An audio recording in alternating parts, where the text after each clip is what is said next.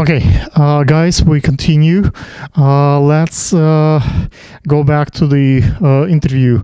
So we're talking about jewelry, and my first question to you, you did a little bit of introduction, who you are and how you come out. How do you make sure the jewelry gets sold? It's so nice to have beautiful models. It's beautiful production. It's going to so many shows. But how do you know what sells, what doesn't sell, and why?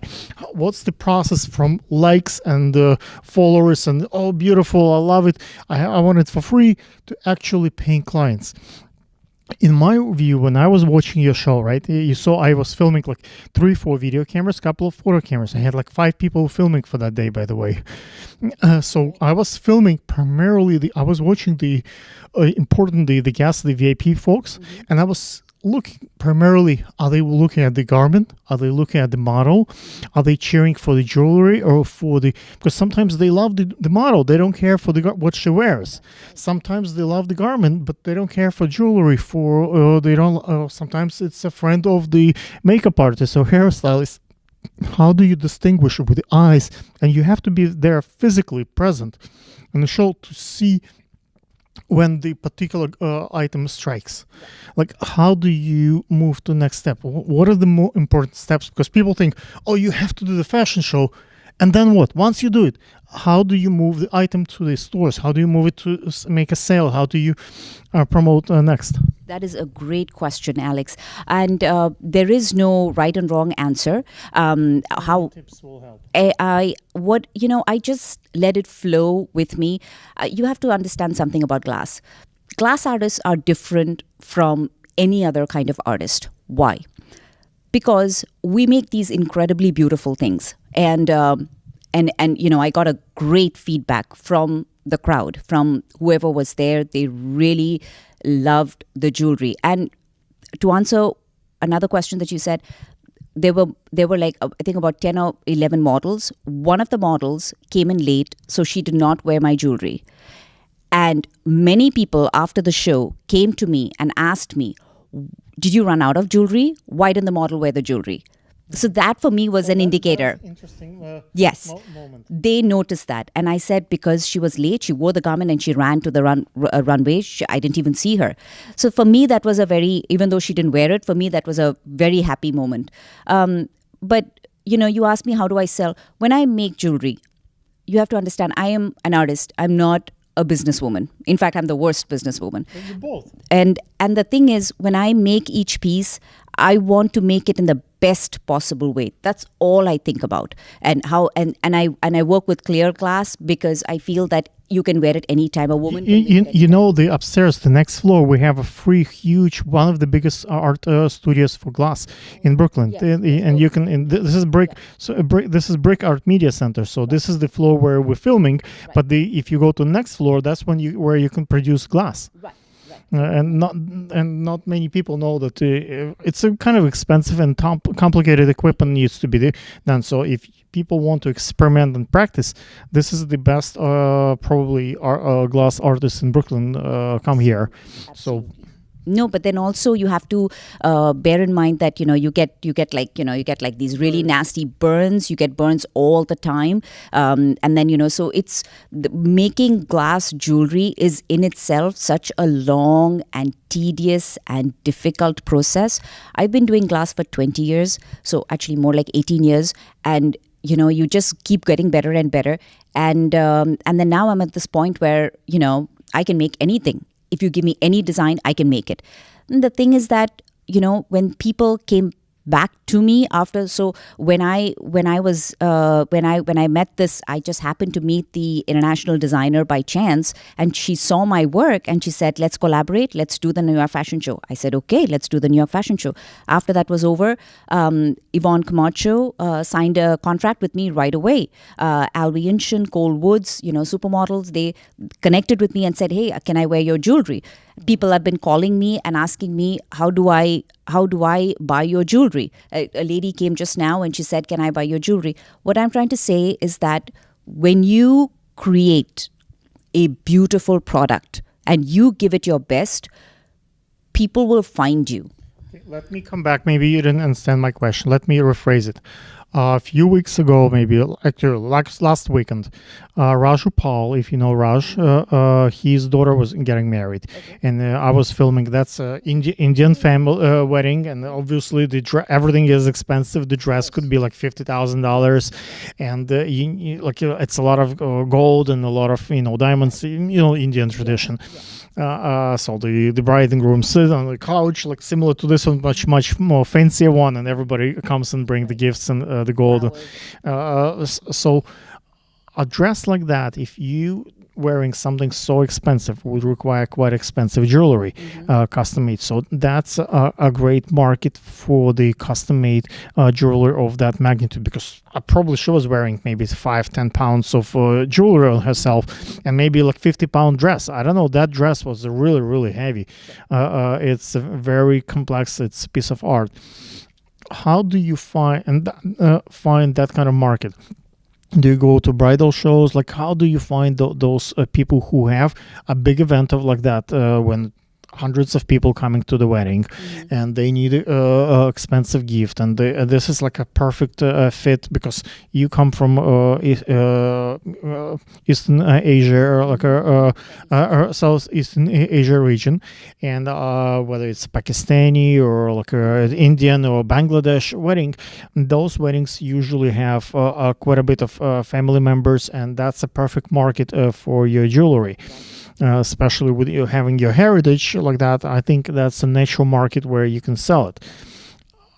Is it by finding all the models from that region, or reaching to the other markets? Like, how do you find those brides? Because for me, when I do, I'm a designer, so when I show my collection, I choose usually models not based on their looks, but more like who is getting married soon, or who is looking to get married. So I know if they love my garments, they buy it.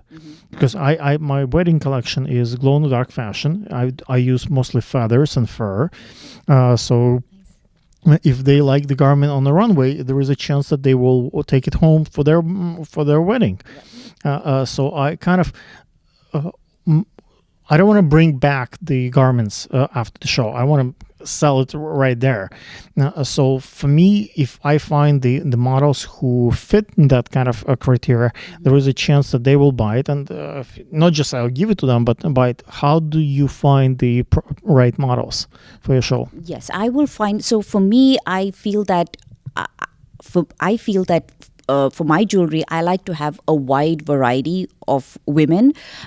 Mostly the women who buy my jewelry I are mostly in the 30s and 40s. I mean, I've been checking Instagram to see who's liking my work more, go through insights and all that. So I've been checking that. And then it's mostly the 30s, 40s and 50s, some of the 20s, but it's mostly 30s and 40s and 50s generations who are buying my work. I think also it has to do with price point, because, once you get to your 30s, you're, pretty established. Now, if you're like Swaraj Paul's daughter, it's another matter. But mostly people, because glasses, it's coming from New Zealand, it's coming from Italy, it's an expensive material.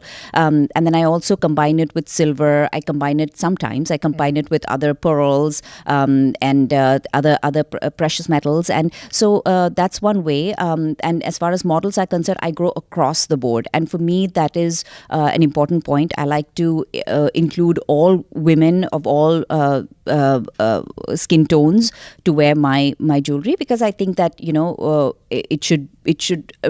jewelry should transcend culture. It should bring, it's about women empowerment for me. When a woman wears my jewelry, she should feel that she's special. And that's why if you see the way I've designed it also, it makes your head stand up. And that is a particular thing that I have done with my jewelry. As far as selling it, I think shows are very important, because it gives the kind of coverage that no other medium can give me. And I'm hoping to get some celebrities. Like I said, Avadora might be wearing my gown. I'm looking not necessarily for celebrities. I'm just looking for extremely wealthy families. Even if the lady is like in her 50s, and even if he's a curvy lady, as long as I know that she can buy lots of it, and she can afford it, and all her friends are like that, I like to have her in my show.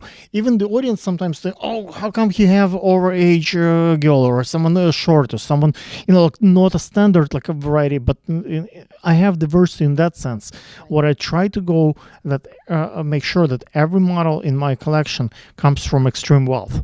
Okay. So when they have that wealth, guess what? Who's coming to see their show? Same wealthy people, their friends, and that's they see her, how the husband let her walk away from the show without buying the garment that she was modeling. Maybe she will never ever wear it, like a be in a fashion show. She's like 40, 50 years old, but it's a platform for the strong, powerful women who have, I would say, their own businesses, their own like they travel agency, a doctor, a lawyer. It doesn't have to be like a model in the, per se. It could be just someone who comes from ability. And when those people who can afford that wear this, that's built like one monkey see what the other does, and they follow the trend. They see wealthy people wearing that stuff, and they also see, okay, if I wear that glasses or this jewelry, I might be also perceived as a wealthy person. Right, that is a very good point, and that is a great way. I think you've given me a very good tip, Alex. I think that's a very nice way to look at it. But I also think that women. I think by nature we are always trying to improve, or we like to.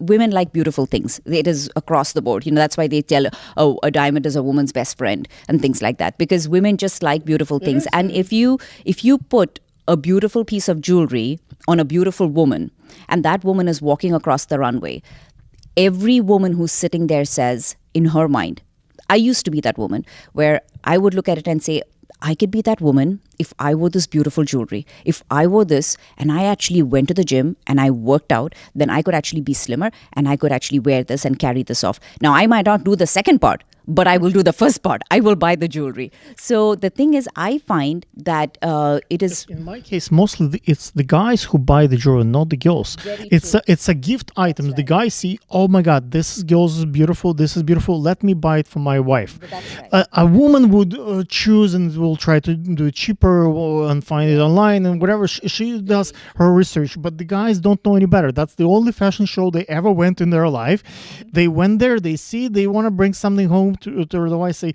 to the daughter, and say, I saw that, I thought it will be bring smile to your face. Maybe you like it. They're not doing that much shopping like the girls do. Like very, very precise. They don't bargain far. Yeah. My question, next question to you is, how do you pose and demonstrate jewelry on a runway? Many people think that a runway is primarily for the garment, to show the clothes, the shoes, but sometimes it's a jewelry runway. Obviously, I choose to put the girls in like all black, so it's no attention goes anywhere else, and pay attention to the glamour and the like beauty look. Like, so the makeup obviously matters, the hairstyling matters. So I understand the hair has to be up, so you can see the earrings and stuff. But any advice for the girls how to walk and how to present the jewelry? Do they have to hold the pose? Do they have to move in the head? How do you bring attention to a particular garment, not a garment, but to a jewelry? Okay, so shoulder ring, like, what do you do? Right. So when I do my show in February, what I'm planning to do is I'm going to give different looks, because a woman will dress differently at different times of the day or for whatever occasion. So I'm going to have women who opening their hair, just leaving their hair unbound, and there'll be women with the big coiffure on the head. And so it's different things that I want to do, but also, very importantly, I want to bring jewelry back with a very big statement. So that jewelry and clothing come together. So I'm going to start creating jewelry that you can actually attach to the clothes. So it becomes an extension of the dress. No, it will become a pattern of the dress itself. Like instead of thread work, now I will bring jewelry that actually connects to the body. The jewelry will be attached to the clothes so that it becomes a part of the dress itself. There are some, people wear jewelry on different parts of the Exactly. So then, how do you create those linear lines, and what do you do? Is it the swirling lines and things like that? So I'm going to create that whole look. My spring collection, I'm planning to, because with the last collection in fall, we did all black and white. But this collection is going to be primarily full of color. There will be jewelry in the hair. Because, I want to, Alex, I want to step away from the conventional approach to jewelry. Can I? You just killed my next question to you, but maybe you will reconsider and you take a different position. As you can see here in the audience, we have Andy Anderson, and Andy is known for his body painting art. And I was thinking maybe if, since I have both of you here in studio today, I introduce you and maybe do a show when Andy paints the models and they wear your jewelry. So the attention goes, there is no garment, there is just the body, there is just the girl, and there is paint and the jewelry. So that way the jewelry does not compete with the garment. Exactly. Maybe, of course, there is not much to put other jewelry, but maybe we can figure out like some artistic way to put those things together. I love that idea. I am all about doing everything that is out of the box. So instead of doing the conventional earrings and the necklace and all that, I mean, we can even go beyond that, because I think the world is just transforming itself so much that people want something different, and I think as designers it is our duty to provide that. So I did the ear cuff, which was received so well at the New York Fashion Week, but this time now I want to do, and you just pressed upon a very important point, which is I want to bring jewelry directly on the skin. And we can do that. We can easily make that happen so that the jewelry and the skin kind of, they kind of go together. And then we create like it, garment becomes an accessory. And the accessory becomes the main thing. May I share with you one more idea? We're here at Brick, and during this fashion week, what I have done like before the show that we met, I was filming actually my fashion week here. So I produced the fashion week in this own studio and next studio, like a studio is bigger than this, like twice of the size of this studio. So what I did, I brought a lot of models, I brought designers, and I did the show pretty much with no audience. I had only buyers. So I brought a couple of people from Russia, from Ukraine, who came to buy collections. They are the only one basically, maybe the parents and the assistants here, but I didn't have the major audience.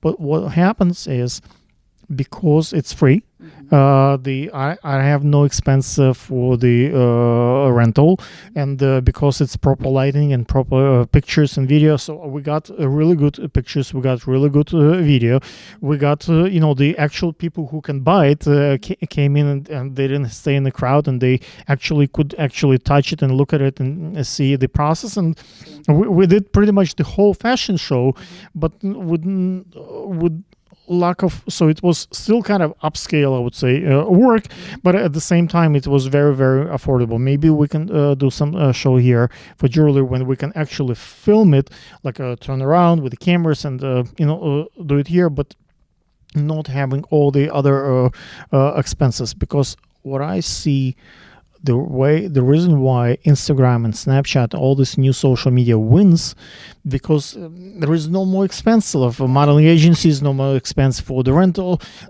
People post a couple of pictures on Instagram and sales there. You don't need the old way of doing things. It still can do things the old way, but there is a future. Absolutely. And why not? If the facilities are available, then we should make use of it. Because the designer that I worked with, and she's gone back to India, but you have to keep moving with it. You have to connect with the right people. Like, you are the right person in the right business. You're doing fashion. You're out there. You're meeting the people. And so even though I'm in Kansas City, I like to come very often and meet people like you. And when these kind of shows give that platform where we, if you and I would not have met if I had not come for the New York Fashion Week. So that is the stepping point, and I don't want to stop there, and I want to keep continuing. On Instagram, but it's it's a little bit different when you Yeah, meet it's in a little person and, detached. Yeah. As someone introduce and say, Right. I'm working with this one. Let's Right, because people always ask me, they look at my jewelry, they're like, oh my gosh, this looks really heavy, it's nice, but it looks really heavy. And I'm like, touch it, it's like 1 ounce, it's 1 ounce, 1.2 ounce, that's all it is. They're like, really? And I'm like, yeah, that's the, how you trick the eye, right? You make it look like it's heavy, but it's not. So jewelry and things like that, like fur, all the things that you do, the accessories, you need to touch it, feel it, try and wear it, or like touch it to get an idea of what it really feels like. And then, because it's a wearable art, right, it's something that you wear on your body. And so yeah, I think that but the only thing with Instagram and Facebook is that it detaches the viewer from the maker, whereas opportunities like this, like platforms like this, will actually create that interface. It you are directly dealing with the buyer, and there's nothing quite like it. And it's really nice to see these people where you can take jewelry. Really, Alex, I hope at some point we take away the attention from the garments and kind of really celebrate the idea of the accessories, whatever they are, because I feel like it's always the second consideration. Okay. One more thing, if you start watching my shows, fashion shows, you would see I'm very different from many designers. When I come as a designer on a runway, I have a few other people coming with me. I also bring my head of makeup, and I also bring the head of hairstyling, because I think I'm not the only one who create the look. We are a team, so he or she had a team of people having a vision, so it's a joint bow. It's not just a designer bow. So I think it would be fair if what's her name, the designer, Archana, if she would come to that show bow with you, not just by herself, because it's you also a substantial part of that collection. So it's fair to have a joint bow in that sense. Usually, just the designer comes in, take all the credit, and everybody, like jewelry people, the makeup and hair people, stay behind, and that's also something that really makes the show. But I did see that at the New York Fashion Week, or rather, I was told that the designer before that, she actually brought her entire crew, and that was amazing. She brought everybody. That was really. I record that one. Yeah, she did pretty much the same like I did, right. My way. But I don't see that often. People. Unfortunately, that does not happen very often. But you're absolutely right. If you can think like that, I think that that's where you're inclusive and you bring everybody in, and you give that respect to everybody. And then people will just keep getting better and better, because we're a team now. We're not just one person who's driving the show. And because, like you correctly said, the makeup artist, the hairstylist, jewelry, garment, we all are a family, and we make something beautiful together and present it to the world, and that needs to be shown. Every person needs to be given its credit. So I'm so glad you think like that. Tell the audience what's your Instagram, how to buy the jewelry, what's the way to reach out. You can reach out to me through Instagram, and my ID is Glass Concepts 360 _ Hasna. That's GlassConcepts _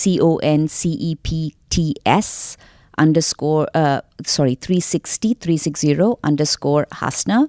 I'm also on Facebook as Glass Concepts 360, and then I have my website, which is www.glassconcepts360.com. That's Glass Concepts, and then the numerals 360.com.